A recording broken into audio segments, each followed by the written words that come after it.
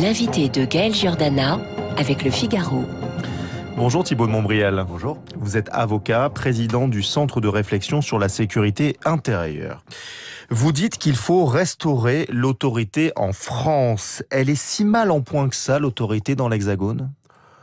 Écoutez, il suffit de suivre malheureusement l'actualité, pas simplement l'actualité de ces derniers jours ou de ces dernières semaines, mais l'actualité de ces dernières années. Mais pour en revenir à ces derniers jours, vous avez des agressions extrêmement violentes qui ont été commises contre les policiers. Je pense particulièrement à celle qui a été commise à la Guillotière à Lyon. Ce quartier à Lyon. Où 3 policiers ont interpellé en flagrant délit un arracheur de collier qui se trouvait par ailleurs être un étranger en situation irrégulière et se sont vus attaquer eux-mêmes par une vingtaine d'individus. On a parlé de lynchage. Il y a eu un lynchage. De toute façon, la vidéo est tout à fait éloquente.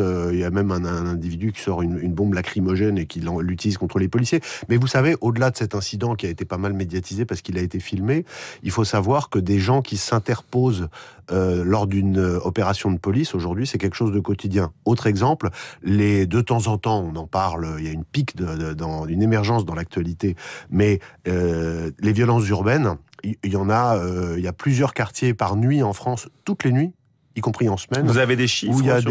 Alors, il y a pas de chiffres parce que en cours d'année, c'est empirique. Mais on suit d'abord les réseaux sociaux avec la PQR, la presse quotidienne régionale, qui se fait écho parfois en quelques lignes. Mais quand on la compile, on s'en rend compte. Les contacts aussi avec les parquets, avec les préfectures, avec les patrons des départementaux de la police. Tout ça, ce sont des capteurs de terrain, des gens qui sont très inquiets. Mais on a aussi le nombre d'agressions contre les élus, dont on sait qu'ils ont quasiment doublé en 2021, les agressions contre les médecins, les agressions contre les policiers, c'est tristement banal. Tiens, d'ailleurs, le ministère de l'Intérieur a publié un chiffre qui est passé totalement inaperçu il y a 2 jours, c'est que depuis 2016, c'est-à-dire sur les 6 dernières années, 26%, donc 1 personne sur 4 victime d'une agression physique, est policier ou gendarme. 1 sur 4.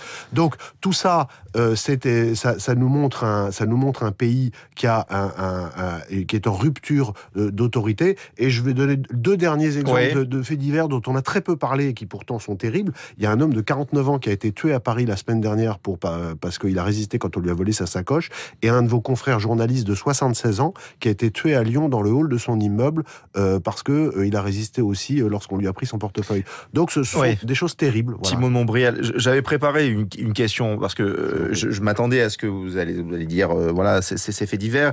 Est-ce que la violence aux personnes finalement augmente en France, ou est-ce que certains actes criminels sont mis en lumière par les réseaux sociaux et font penser que la société devient plus violente ? Alors c'est une question qui est essentielle parce que pour analyser, on est obligé de prendre du recul. Il y a toujours eu un résidu de violence dans la société, et il est vrai que si on se plonge dans ce qu'était notre pays ou même l'humanité il y a 80 ou 100 ans, aujourd'hui la violence relative a baissé. Par contre, ce qui est intéressant, c'est de comparer dans l'histoire contemporaine. D'abord, on sait, parce que ça c'est une statistique officielle dont beaucoup de candidats ont fait écho pendant la campagne présidentielle, c'est que les violences physiques ont augmenté de 32% sur le quinquennat d'Emmanuel Macron. 32% sur le quinquennat d'Emmanuel Macron, ce qui est considérable. Ensuite, ce que l'on constate également, et là encore, ce sont des échanges avec les élus locaux, avec les services de police, avec les parquets, etc., c'est que, et ça c'est un indicateur très intéressant, le seuil de recours à la violence s'est affaissé. C'est-à-dire qu'aujourd'hui, on a des violences régulières pour ce qu'on pourrait dire rien. Des affaires banales. Les cigarettes, etc. Alors certains vont me dire, oui, mais ça a toujours existé. D'accord, mais pas dans ces proportions. Ensuite, on a une intensité de la violence qui s'est considérablement accrue.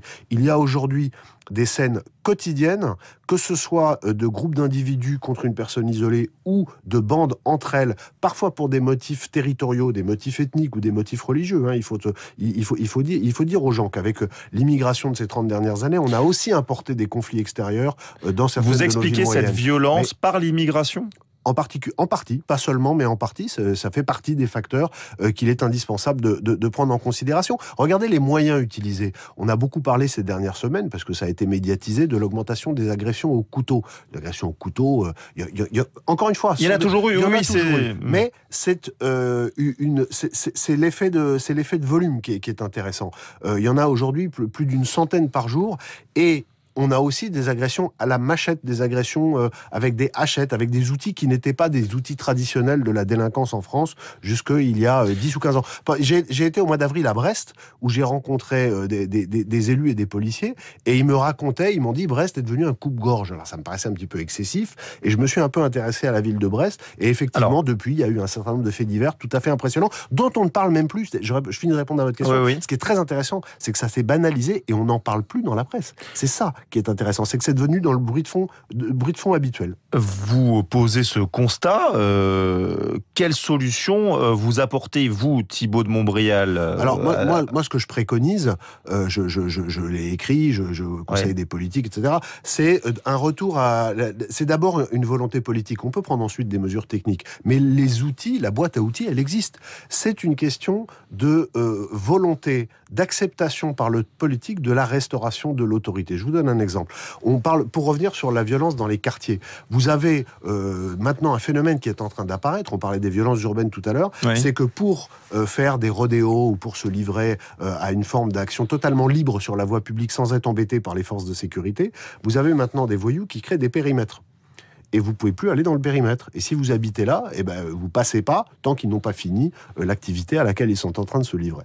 Ce genre de choses, mais également plus classiquement les trafics, etc., pourrissent la vie des habitants. C'est-à-dire que les premières victimes de ces agissements, c'est la population qui est par ailleurs la population la plus défavorisée dans notre pays. Il faut garder ça à l'esprit. L'autorité, le rétablissement de l'autorité de l'État passerait par exemple par des instructions qui seraient données via le garde des Sceaux et le ministre de l'Intérieur au procureur et au préfet pour dire aux forces de sécurité intérieure qu'il faut reconquérir le terrain, mais parce que ça évidemment tout le monde le dit, mais, et c'est là que ça devient intéressant, en acceptant l'hypothèse de la violence légitime. C'est-à-dire qu'en acceptant, au cas où les voyous résistent, d'utiliser la force dans le cadre légal. Il ne s'agit pas d'excéder le cadre légal. Mais le simple fait que... Au-delà de la légitime défense? Non, c'est ce que je dis. Dans le cadre légal. Mais aujourd'hui, personne ne veut prendre le risque qu'il y ait un affrontement avec un voyou qui soit tué ou blessé grièvement. En Angleterre, lors des rodéos, les poursuites, etc., les voitures de police ont le droit de percuter. Pas à 200 à l'heure, mais elles ont le droit de toucher avec le pare-choc. En France, on a interdiction de poursuivre. Forcément, c'est une question de philosophie. Forcément, Thibault de Montbrial, vous savez que ce type de proposition, ça va faire débat et ça fera polémique. Oui, mais l'Angleterre est un pays démocratique. Encore une fois, ils ont le droit de toucher. Ils n'ont pas le droit, ils vont pas écraser les gens, mais ils ont le droit de les déséquilibrer, de les faire tomber. En France, à l'inverse, c'est interdiction de poursuivre. Voilà, il y a deux philosophies. Chacun choisira la sienne. Vous avez sûrement entendu les propos de Gérald Darmanin mardi chez nos confrères de BFM. Il assure que le gouvernement a décidé de se concentrer sur les étrangers qui commettent des actes délictuels. Il assume une forme de double peine, c'est-à-dire condamnation puis expulsion. Est-ce que vous êtes d'accord avec ces propos ? Alors, ce qui est bien sûr que je suis d'accord, mais ce qui est très intéressant, c'est de les analyser dans le contexte politique. La double peine, ce qu'on appelle la double peine, c'est-à-dire qu'à une condamnation pénale puisse s'ajouter une expulsion et une interdiction de territoire, ça existait jusqu'à 2003. C'est Nicolas Sarkozy, curieusement, qui l'a supprimé. Et c'est vrai que quand on regarde en matière de sécurité ce qu'a fait Nicolas Sarkozy, on a parfois un petit peu de mal avec le recul à se dire qu'il était de droite. Mais, il est quand même bien de droite, quand même. Vous regarderez sur beaucoup de choses, il y a un bilan qui est très mitigé en réalité, et c'est d'ailleurs une des raisons, mais on va s'égarer, pour lesquelles les électeurs de droite en veulent beaucoup à l'ancien parti. Gérald Darmanin, que ne l'a-t-il pas dit plus tôt ? Les gens qui, pendant la campagne électorale présidentielle, étaient sur des lignes dures en matière d'autorité, de sécurité, rappelant le lien évident entre l'immigration, la délinquance, etc., se faisaient au pire insulter, et au mieux, on disait qu'ils exagéraient, etc. Et voilà que, pour des raisons purement de politique conjoncturelle, les résultats des élections législatives, etc., tout à coup, Gérald Darmanin a été touché par la lumière. Mais ça fait 2 ans qu'il est ministre de l'Intérieur, où il fait d'ailleurs un certain nombre de bonnes choses. Il ne fait pas que je ne critique pas tout, mais ce qui est très intéressant et ce qui fait un peu sourire quand on a du recul, c'est que évidemment qu'il a raison. Bien sûr que c'est ce qu'il faut faire, mais comme je le disais, que ne l'a-t-il pas dit plus tôt ? Mais mieux vaut tard que jamais. Ce qui compte, c'est l'intérêt du pays. Comment expliquez-vous qu'un peu plus de 90% d'OQTF, les obligations de quitter le territoire français, sont non exécutées en France ? C'est documenté, il y a des chiffres. 90%. Et plus même, c'est 94,4%. Et comment vous l'expliquez ça ? Alors il y a plein de facteurs. Il y a d'abord une organisation générale notamment avec la multiplication des voies de recours, leur complexité, etc., qui fait qu'il y a des entraves légales au retour. Il y a aussi le fait qu'il y a des pays dans lesquels on ne peut pas expulser les gens parce qu'ils y subiraient des mauvais traitements, y compris d'ailleurs des pays qui sont des alliés de la France, qui fait qu'il y a là des contradictions que chacun appréciera. Mais surtout, la principale raison, c'est que pour expulser quelqu'un, il faut que le pays d'origine accepte de le recevoir et délivre ce qu'on appelle un laissez-passer consulaire. On ne peut pas juste poser l'avion, débarquer les gens et dire au revoir, nous on s'en va et on vous laisse. Il faut que le pays d'origine accepte. Or, évidemment, les pays d'origine n'ont pas envie de récupérer leurs voyous. Et c'est là où je pense que, là encore, il faudrait en venir à des mesures plus autoritaires. C'est que nous avons des outils bien sûr que c'est de la négociation. On n'est pas et c'est pas une négociation d'enfant de cœur. C'est une négociation entre États. Aujourd'hui, depuis 2021, Gérald Darmanin a dit on va quand même essayer de négocier en disant on va limiter les visas si vous reprenez pas les gens qu'on expulse. Mais sans aller au bout de la logique. La seule façon d'y arriver, c'est d'aller dire aux dirigeants de ces pays, c'est vous, vos familles, les gens de la nomenclature locale que nous n'accepterons plus chez nous. C'est pas simplement que nous limiterons le regroupement familial, etc. Il faut atteindre les gens personnellement. Ce sera la seule façon d'obtenir une amélioration des résultats. Il faut sur ces questions une vraie fermeté parce que le premier rôle d'un gouvernement, c'est d'assurer la sécurité de nos compatriotes et ils ne comprennent pas le chiffre que vous avez rappelé tout à l'heure. C'est incompréhensible. Alors Thibault de Montbrial, on a parlé de la police. J'aimerais qu'on parle de la justice également. Éric Dupond-Moretti, le garde des Sceaux, veut engager une réforme profonde de la justice. Il y a eu un rapport sur les états généraux de la justice mené par Jean-Marc Sauvé. Il est sévère, ce rapport. Écoutez cette phrase. C'est un sentiment de désespoir, voire de honte, qui domine face au manque de moyens humains et matériels, d'appui technique efficace et cohérent, face aussi aux réformes incessantes et à l'impossibilité de bien remplir sa mission. C'est ce qu'écrivent les auteurs du rapport. On est en France, Thibault de Montbrial, et on voit ça. Qu'est-ce que vous en pensez ? J'en pense que nous sommes face à une situation qui est particulièrement grave. On parle beaucoup d'autorité depuis le début de cet entretien. Et l'un des rôles essentiels de l'État, c'est également d'être le régulateur des conflits. Or, la justice a cette fonction. Je vais vous reparler de pénal dans un instant, mais d'abord, je voudrais vous parler de la justice qui touche nos compatriotes au quotidien. C'est la justice civile. C'est le contentieux familial, le contentieux du travail, etc. Bref, aujourd'hui, la justice souffre d'un manque de moyens criants qui font qu'il faut des années pour régler les questions qui sont des véritables kystes dans la vie des gens qui y sont confrontés et qui en souffrent. Il faudrait quasiment doubler le budget de fonctionnement des tribunaux. Et encore une fois, c'est pas une question de confort, c'est que c'est une des missions régaliennes essentielles de l'État. Maintenant, j'en viens au pénal. Bien sûr qu'il faut simplifier, bien sûr qu'il faut là encore donner des moyens. Mais il y a une chose sur laquelle je suis en désaccord total avec non seulement le rapport Sauvé, mais avec le dogme judiciaire qui existe depuis des années. C'est que en matière de primo-délinquance, et là je vais vous reparler de pénal, ce sont les jeunes délinquants, les gens qui n'ont jamais été condamnés. La logique française depuis 30 ans, c'est d'être indulgent. C'est de ne pas aller en prison, aller dans des centres éducatifs fermés. Oui, dans le meilleur des cas. On va vous dire, on vous donne une première chance, une deuxième chance, une troisième chance. Éric Dupond-Moretti se targue d'une réforme qu'il a faite l'année dernière, qui était la prolongation de celle engagée par Nicole Belloubet, et qui consiste pour les mineurs qui commettent des infractions à être déférés devant le juge très vite. Et ensuite, le juge dit...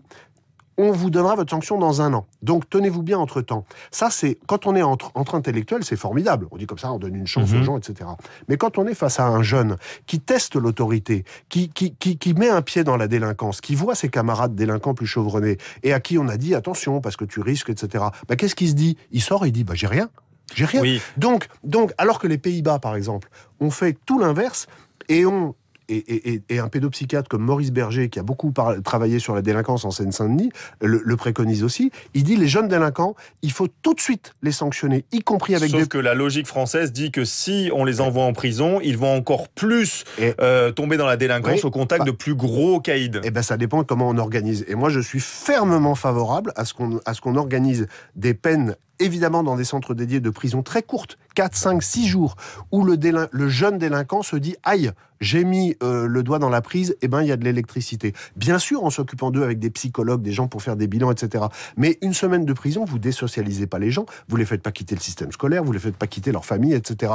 Et ils se disent « L'État répond ». Aujourd'hui, ce que nous appelons de la bienveillance, les délinquants l'appellent la faiblesse et la lâcheté. Il y a une autre actualité, la France a rapatrié début juillet 16 femmes djihadistes et 35 25 enfants qui étaient détenus en Syrie. Ça, c'est une première de rapatrier comme ça ces femmes djihadistes. C'est une erreur selon vous, Thibault de Montbrial? Alors je suis là encore à contre-courant de beaucoup de gens. Enfin, il y a une différence entre ce que les gens disent en public et en privé. Mais moi, je vais vous dire en public. Ce qu'un certain nombre de gens disent aussi en privé, c'est que c'est une erreur pour deux raisons. La première, c'est que contrairement à ce que aujourd'hui, ça commence à être admis, mais beaucoup de gens ont longtemps pensé que les femmes étaient des victimes, qui suivaient les hommes, etc. Pas du tout. Les femmes sont souvent plus déterminées que les hommes. C'est vrai en matière de terrorisme et depuis des années avec l'extrême gauche, etc. Il y a 20 ou 30 ans, comme dans un certain nombre d'autres sujets dans la vie. Premièrement. Deuxièmement, ces femmes qui reviennent, il n'y a aucune raison de penser, et à la marge il y en aura peut-être une ou deux, mais qu'elles aient quitté la radicalité qui était la leur. Et donc, ça va poser à nos services de renseignement un problème supplémentaire qui est de surveiller des gens en plus. Aujourd'hui, malgré les efforts qui ont été faits depuis 5 ans, malgré l'abnégation de nos services de renseignement, il y a trop de cibles. Ce qu'on appelle des cibles, c'est des gens à surveiller en prison, mais aussi et surtout en liberté, dans le domaine de l'islamisme. Et on vient en rajouter. Et ces femmes qui reviennent vont avoir du prestige. Parce qu'il y a une chose que beaucoup de gens ont du mal dans notre société à concevoir, c'est qu'il existe une minorité, heureusement, forte minorité, mais minorité réelle, qui considère que l'islamisme est un programme politique viable et qui considère que c'était héroïque d'aller ce qu'ils appellent au Cham, c'est-à-dire en Syrie et en Irak. Et ces femmes vont revenir avec un prestige et elles vont favoriser une forme de prosélytisme et elles vont contraindre nos services. Sauf que l'on ne pouvait pas rapatrier les enfants sans leur mère, je suppose. Alors moi, vous savez, je pense que le premier rôle de l'État est d'assurer la sécurité de ses concitoyens et pas de faire du sentiment. Donc je considère que si les gens sont dangereux, il faut prendre la meilleure mesure possible pour protéger nos concitoyens. Je pense que dans les années qui viennent, nous aurons l'occasion malheureusement de reparler des choix qui sont faits en ce moment et de leurs conséquences. Une dernière question, Thibault de Montbrial. Est-ce que vous aimez la politique? Je m'y suis un peu pris. Voilà. Vous vous êtes présenté pour les Républicains aux législatives. Dans la 6e circonscription des Yvelines, vous êtes arrivé à la 3e place, 16,65% des voix. Non, 17,73. Ah pardon, alors je n'ai pas les bons chiffres. Pardon, c'était pas les chiffres définitifs. Est-ce que vous avez envie de vous investir au sein des Républicains et est-ce que vous pourriez soutenir un homme comme Éric Ciotti, par exemple, qui se déclare candidat? Alors, j'ai beaucoup d'estime pour Éric Ciotti. Moi, je n'ai pas la carte des Républicains. J'étais investi, mais apparenté, sans carte. J'étais conseiller sécurité de Valérie Pécresse. Je parle de sécurité avec beaucoup de gens, y compris d'ailleurs en dehors du camp des Républicains, que ce soit dans le camp macroniste, mais également avec d'autres gens dans l'univers de la droite. Je pense aujourd'hui que la droite doit complètement se réorganiser. Il faut penser autrement parce que la droite, ce qu'est devenu les Républicains aujourd'hui, sont coincés entre l'aile droite macroniste et l'aile qui est sortie des Républicains avec Zemmour, Le Pen, etc. Donc Emmanuel Macron. Vous êtes de quelle aile alors pour le coup? Moi, je suis très ami avec David Lisnard, qui est le maire de Cannes. Le maire de Cannes, le président de l'association des maires de France. On a le même âge, on a 53 ans tous les deux, et il a une vision assez disruptive de la façon de faire de la politique qui me séduit. Donc Éric Ciotti, vous ne le soutiendrez pas Mais moi, j'ai pas je suis pas. Et vous n'avez pas envie de prendre la carte? Non, j'ai pas la carte, donc je ne vais pas prendre position sur l'élection des Républicains, mais je vais suivre ça de très près. Et encore une fois, ce sont des gens avec qui je parle régulièrement et avec beaucoup d'amitié. Merci beaucoup Thibault de Montbrial. Je le rappelle, vous êtes avocat, président du Centre de réflexion sur la sécurité intérieure et donc vous n'avez pas la carte des Républicains. Merci beaucoup d'avoir été avec nous sur Radio Classique ce matin.